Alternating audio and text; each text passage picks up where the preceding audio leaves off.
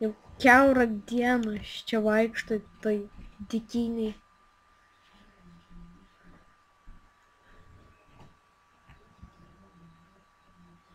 Ta dykuma.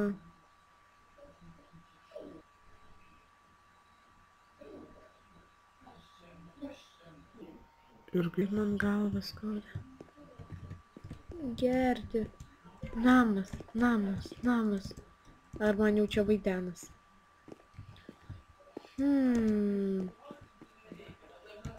Stiklas. Kažkas tai. Kodėl jis apgriuvęs? Kodėl jie man... Karočią stogą pamiršo pastatyti.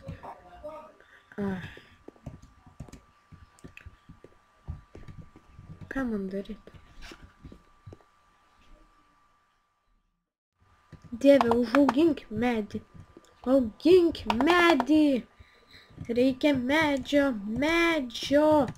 Augink medį, Dieve. Augink medį.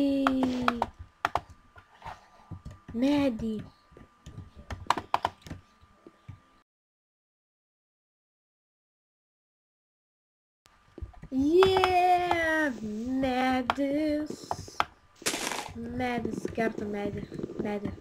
Ateik čia, viskas, tu mano, aš tavo, tu mano, aš tavo, tu mano, aš tavo. Karočią, viskas. Medis mano, gyvenimas mano ir... Karočią.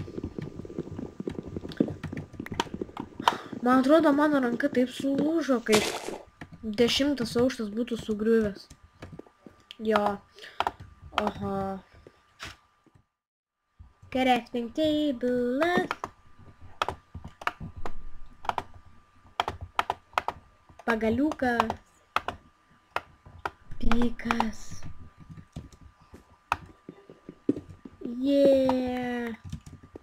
Gyvenimas mano. Kaip aš mylėjau.